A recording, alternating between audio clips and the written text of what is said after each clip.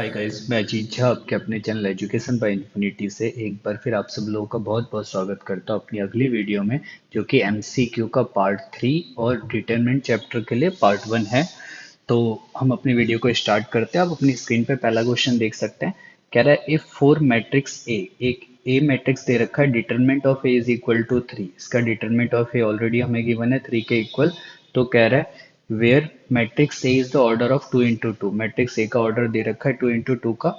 तो 5 ए का determinant calculate करने के लिए देखिए सिंपल है। यहाँ पे आपको एक फॉर्मूला यहाँ पे पता होना चाहिए। अगर हम फॉर्मूले की बात करें, एक हमारी आइडेंटिटी होती है जो कुछ इस टाइप से होती है, के ए का डिटरमिनेंट इक्वल होता है के की पावर एन इंटू ए का डिटरमिनेंट, जहाँ पे एन जो है वो ऑर्डर ऑफ मैट्रिक्स होता है, मैट्रिक्स ए। और एक इम्पॉर्टेंट क्वेश्चन है, पेपर में ऑलमोस्ट एवरी ईयर आता ही है यार ये एग्जाम में। अगर हम यहाँ पे देखें तो हमारे पास के की जगह 5 हो गया, तो 5 ए का डिटरमिनेंट हमें निकालना है। वो हो जाएगा 5 की पावर एन, एन ऑर्डर है, ऑर्डर 2 into 2 है तो 2 हो जाएगा, साथ में determinant of a, that means 25 multiply a का डिटरमिनेंट हमें गिवन है तो वो हो जाएगा 75। तो इसका आंसर हो गया बी, 75। देन नेक्स्ट क्वेश्चन की बात कर लेते हैं। देखिए नेक्स्ट क्वेश्चन में कह रहा है if the points A B C are collinear then the value of A B C, 3 point हमें कोलिनियर दे रखे हैं। तो देखिए एक हमारे पास डिटरमिनेंट के अंदर एरिया ऑफ ट्राइंगल का कंसेप्ट होता है। ये मेरे पास सपोज एक ट्राइंगल जिसके तीनों के तीनों वर्टेक्स आपको दे रखे हैं, x1 y1, x2 y2 and x3 y3। और आपको यहाँ से अगर एरिया निकालना है, area of triangle A B C, तो उसका 1/2 और एक डिटरमिनेंट क्रिएट होगा जो इनके वर्टिसेस के से आ जाएगा, x1 y1, x2 y2, x3 y3, और थर्ड कॉलम में 1 1 1 आ जाएगा। ये हमारे पास। और सिंपली अगर ये कोई ट्राइंगल फॉर्म ही नहीं करेंगे, 3 पॉइंट कोई ट्राइंगल फॉर्म नहीं करेंगे, एक ही लाइन के ऊपर आ जाए, तो उसे हम बोलते हैं कोलिनियर। उस केस में if A B C are collinear, तो उस केस में एरिया जो हो जाएगा ट्राइंगल एबीसी का, वो आपका 0 के इक्वल हो जाएगा। इसका मतलब ये जो 3 पॉइंट हमें एबीसी दे रखे हैं, कोलिनियर हमें गिवन है, तो हम इसका डिटरमिनेंट क्रिएट कर लेते हैं।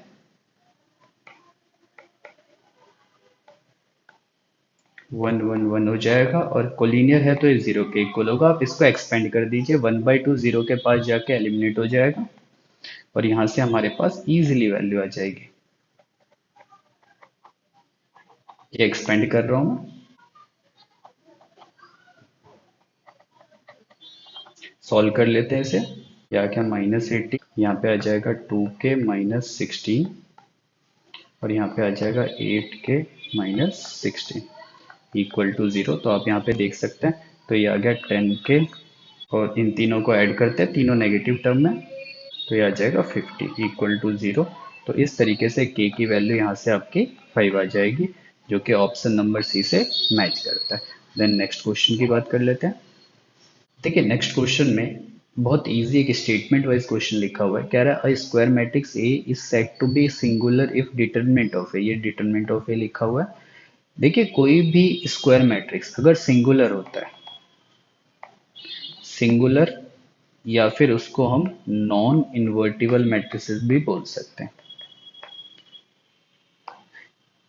इसमें क्या होता है, इन्वर्स एग्जिस्ट नहीं करता। इन्वर्स एग्जिस्ट नहीं करता है तो उसके लिए जो हमारी कंडीशन होती है जो भी डिटरमिनेंट होगा उसकी वैल्यू किसके इक्वल होनी चाहिए, 0 के। That means a square matrix is said to be singular if determinant of A equal to 0। तो इसका आंसर आपका सी हो जाएगा। देन नेक्स्ट क्वेश्चन की बात कर लेते हैं। देखिए नेक्स्ट क्वेश्चन में कह रहे हैं given A is the square matrix of 3, determinant of A is equal to -4। तो एडजॉइंट ए का डिटरमिनेंट हमें निकालना है। बहुत इंपॉर्टेंट क्वेश्चन है एग्जाम के पॉइंट ऑफ व्यू से। देखिए एक आइडेंटिटी कुछ इस टाइप से होती है कि एडजॉइंट ए का डिटरमिनेंट ऑलवेज इक्वल होता है डिटरमिनेंट ऑफ ए की power n-1, where n equal to order of a. तो उस केस में अगर हम देखें, डिटरमिनेंट एडजॉइंट ए का डिटरमिनेंट हमें कैलकुलेट करना है। इसके अंदर डिटरमिनेंट ऑफ ए हमें गिवन है -4, ऑर्डर हमें दे रखा है 3, तो 3 - 1 आ जाएगा आपका, तो ये आ जाएगा -4 की पावर 2। जो कि 16 के इक्वल होगा, तो ऑप्शन नंबर सी हमारा इसमें करेक्ट हो जाएगा। देन नेक्स्ट क्वेश्चन देख लीजिए। देखिए नेक्स्ट क्वेश्चन आप अपनी स्क्रीन पे देख सकते हैं, कह रहा है find the adjoint of a matrix A.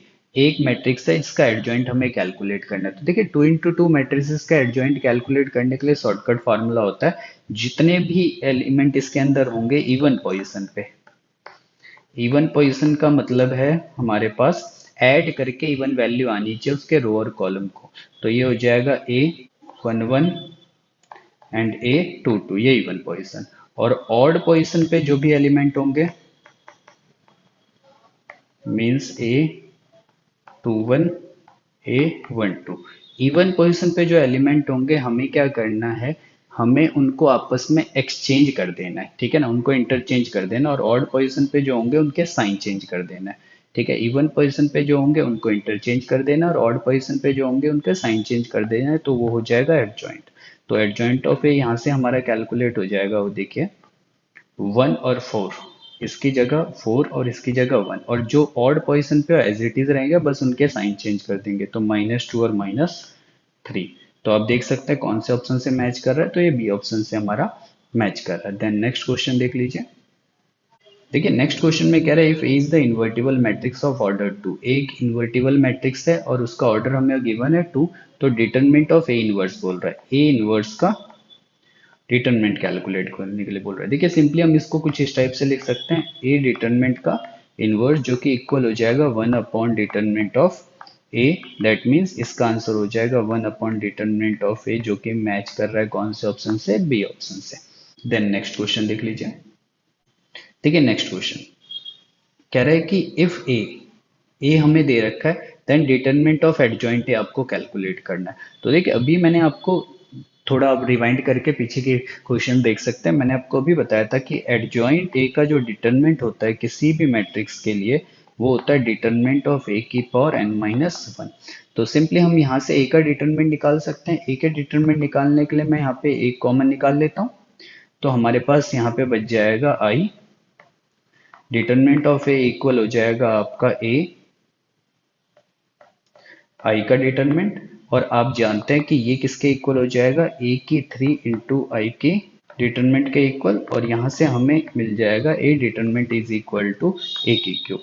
और अगर आपको इस वाले फॉर्मूले में कंफ्यूजन है तो मैं आपको बता दूं, ये जो फॉर्मूला यहाँ से बना है वो किसके इक्वल होता है, वो होता है के ए का डिटरमिनेंट इक्वल हो जाता है के की पावर एन इंटू ए का डिटरमिनेंट, जिससे ऑलरेडी मैं एक क्वेश्चन आपको करवा चुका हूँ, आप प्रीवियस इसके क्वेश्चन देख के चेक कर सकते हैं। तो उस हिसाब से डिटरमिनेंट ऑफ ए कितना आ गया, ए की क्यूब। आप चाहे तो फॉर्मूला नहीं लगा के इसको सीधा एक्सपेंड करना चाहते हैं तो उससे भी आंसर ए की क्यूब ही आएगा। तो ये हमारे पास आ जाएगा ए की क्यूब, वो भी छोटा पड़ेगा, अगर आपको वो बेटर लगे तो उस तरीके से भी आप कर सकते हैं।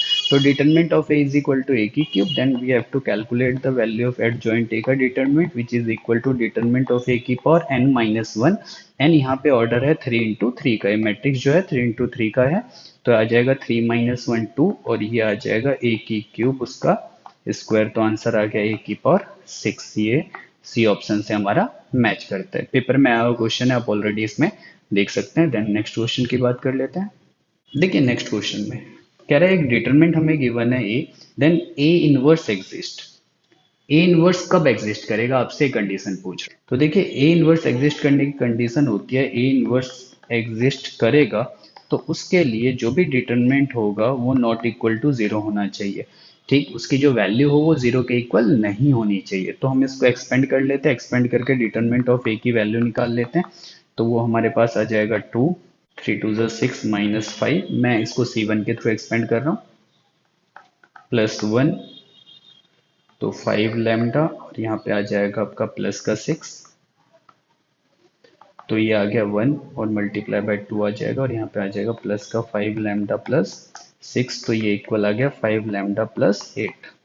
और क्योंकि इनवर्स को एग्जिस्ट करवाना है तो this is not equal to zero, तो यहाँ से 5 लैम्डा नॉट इक्वल टू होना चाहिए -8 के, और लैम्डा की वैल्यू नॉट इक्वल टू होना चाहिए -8/5 के। ये कंडीशन अप्लाई होगी तब जाके इनवर्स इसका एग्जिस्ट करेगा, जो कि ए बी सी तीनों में से किसी ऑप्शन से मैच नहीं करता, तो इसका आंसर हो जाएगा none of this. Then next question देख लेते हैं इसके बाद।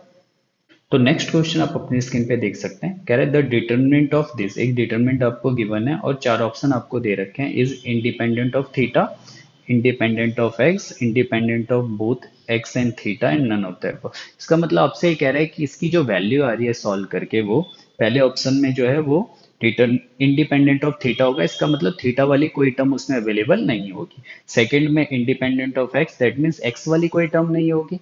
थर्ड में एक्स और थीटा दोनों कोई टर्म नहीं होगी। तो फर्स्ट ऑफ ऑल इसको सॉल्व करने के लिए हमें इसे एक्सपेंड करना पड़ेगा, तो हम इसको एक्सपेंड कर लेते हैं, जिस R1 के थ्रू कर लेते हैं, आप किसी के भी थ्रू एक्सपेंड कर सकते हैं।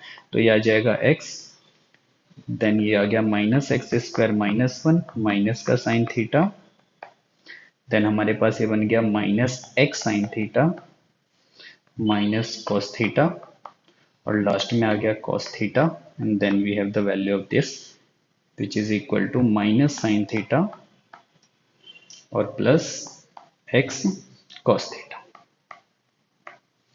सारे ब्रैकेट्स ओपन कर देते हैं। जब मैं ब्रैकेट्स ओपन करूंगा तो ये हमारे पास आ जाएगा माइनस एक्स की क्यूब, और ये इससे मल्टीप्लाई माइनस का एक्स, ये इससे मल्टीप्लाई प्लस का X sine square theta, and then we have ये इससे मल्टीप्लाई, तो ये आ जाएगा प्लस का साइन थीटा इंटू में कॉस थीटा, और अगेन ये इससे मल्टीप्लाई, तो आ जाएगा माइनस का साइन थीटा इंटू में कॉस थीटा, और लास्ट ये इससे मल्टीप्लाई, तो यहाँ पे मेरे पास टर्म बन रही है एक्स कॉस स्क्वायर थीटा। आपको थोड़ा सिंप्लीफाई से करना पड़ेगा। देखिए ये टर्म इससे कैंसिल, इन दोनों में से आप देख सकते हैं x कॉमन आ जाएगा, तो आ जाएगा माइनस एक्स की क्यूब माइनस एक्स, जब मैं x कॉमन निकालता हूँ तो ये आ जाएगा sine square theta plus cos square theta, और sine square plus cos square one बन गया। तो ओवरऑल मेरे पास आ गया x की cube minus x plus x, तो एक्स एक्स कैंसिल, रिजल्ट आ रहा है माइनस एक्स की क्यूब। दैट मीन्स ये जो है इसके अंदर थीटा अवेलेबल नहीं है, तो इंडिपेंडेंट ऑफ थीटा है बट एक्स इसके अंदर अवेलेबल है, तो ऑप्शन ए जो है वो इसका करेक्ट हो जाएगा। देन नेक्स्ट क्वेश्चन देख लेते हैं इस पर। ठीक है, नेक्स्ट क्वेश्चन आप अपनी स्क्रीन पे देख सकते हैं, स्टेटमेंट वाइज एक क्वेश्चन यहाँ पे लिखा हुआ है, कह रहा है कि if a is the skew symmetric matrix of odd order then value of determinant of a. देखिए जो भी स्क्यू सिमेट्रिक मैट्रिक्स होते हैं वो मैट्रिक्स वो होते हैं जिनका ट्रांसपोज जो होता है उनके नेगेटिव के इक्वल आता है। ट्रांसपोज जो है नेगेटिव ऑफ ए के इक्वल आ जाएगा, या a is equal to negative of a transpose के इक्वल आ जाएगा। ठीक, इस केस में इसके जो डिटरमिनेंट की वैल्यू होती है वो इनके ऑर्डर के हिसाब से वेरी करता है। अगर इसका इवन ऑर्डर होगा तो जो डिटरमिनेंट बनेगा वो स्क्वायर की फॉर्म में बनेगा, किसी भी नंबर का स्क्वायर। क्लियर। और अगर इसका ऑड हो जाएगा ऑर्डर, अगर इसका ऑर्डर जो है ऑड हो जाएगा तो उस केस में डिटरमिनेंट की जो वैल्यू हो जाएगी वो जीरो हो जाएगी। तो हमारे पास यहाँ पे क्या गिवन है, is the skew symmetric matrix of odd order.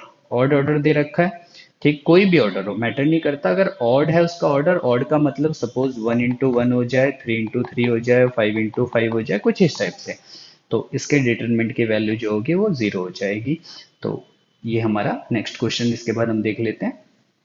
देखिए नेक्स्ट क्वेश्चन में कह रहा है, इंपॉर्टेंट क्वेश्चन है, अच्छा क्वेश्चन है, the maximum value of this one. एक डिटरमिनेंट है उसकी मैक्सिमम वैल्यू आपसे पूछ रहा है, तो मैक्सिमम वैल्यू के लिए फर्स्ट ऑफ ऑल आपको इसको डिटरमिनेंट को एक्सपेंड करके इसकी वैल्यू कैलकुलेट करनी पड़ेगी, तो हम इसे एक्सपेंड कर देते हैं। ये हमारे पास R1 है, R1 के थ्रू, तो ये आ जाएगा 1, 1 के परपेंडिकुलर हाइड कर दीजिए, तो 1 plus sine theta multiply by 1 plus cos theta, then minus का 1, ये आ गया हमारे पास। उसके बाद माइनस का 1, 1 के परपेंडिकुलर चीज़ों को हाइड कर देते हैं, तो ये आ जाएगा 1 प्लस कॉस थीटा माइनस में 1, और लास्ट में प्लस का 1, इसके परपेंडिकुलर हाइड कर देते हैं, तो ये आ जाएगा 1 माइनस में 1 माइनस साइन थीटा।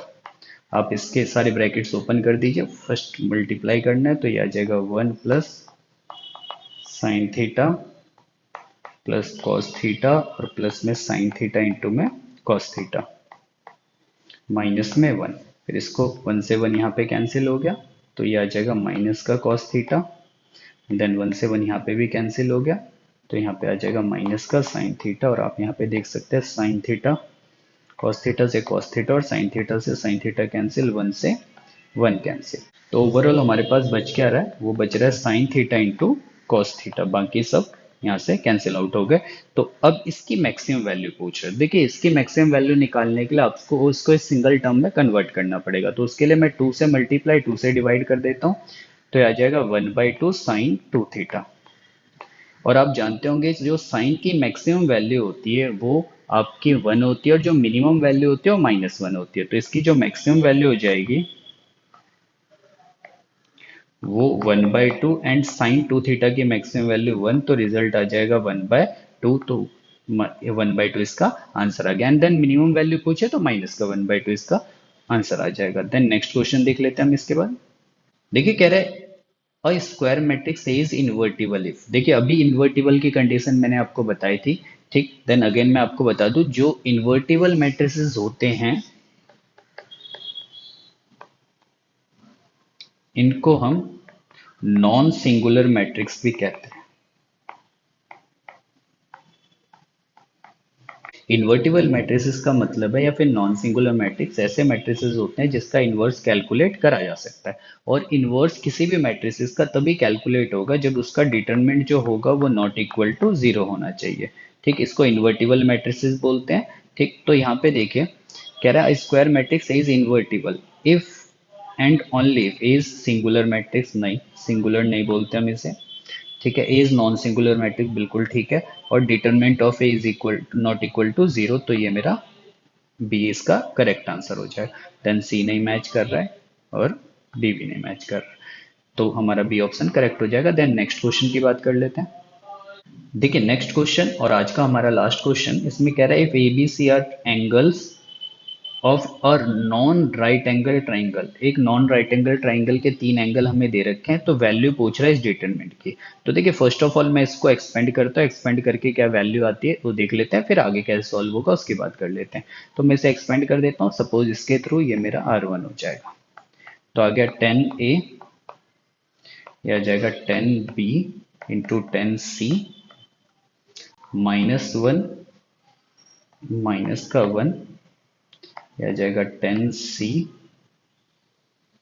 -1 और उसके बाद प्लस का 1। देन मेरे पास आ गया 1 माइनस 10B। ब्रैकेट ओपन करते हैं, 10A 10B into 10C minus का 10A माइनस का 10C प्लस का 1, यहाँ पे प्लस का 1 आ जाएगा और माइनस का 10B आ गया। तो सारी 10 वाली टर्म एक तरफ और विदाउट 10 वाली टर्म एक साइड शिफ्ट करके चेक करते कि हमारे पास बन क्या के वैल्यू रही है। तो हम यहाँ पे देखें तो ये आ जाएगा 10A into 10B into 10C minus में 10A माइनस में 10B और माइनस में 10C प्लस में 2। ये कुछ इस टाइप से। अब देखिए कंडीशन यहाँ पे भी कुछ हमें दे रखी है कि ABC एक right angle non right angle triangle है, तो उस हिसाब से A प्लस बी प्लस सी किसके इक्वल होगा, 180 के। तो आप यहाँ से A प्लस बी की वैल्यू निकालिए, तो वो आ जाएगा 180 माइनस में C, और 10 कंसीडर कर ले तो 10A प्लस बी, ये हमारा इक्वल आ जाएगा 10 180 माइनस सी।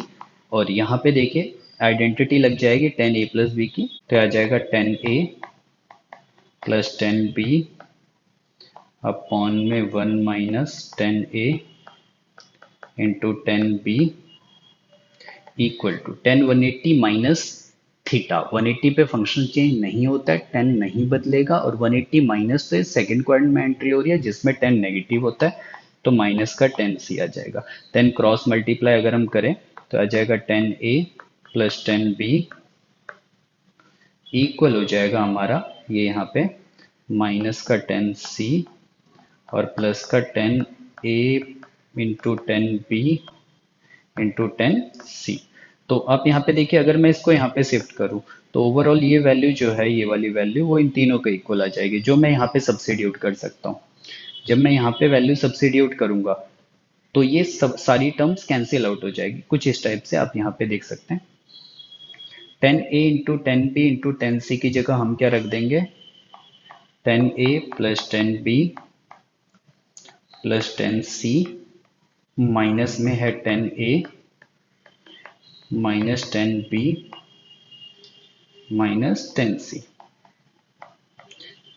और लास्ट में हमारे पास प्लस का 2 है तो c से c कैंसिल, a से a कैंसिल, b से b कैंसिल, ओवरऑल रिजल्ट हमारे पास 2 आ गया।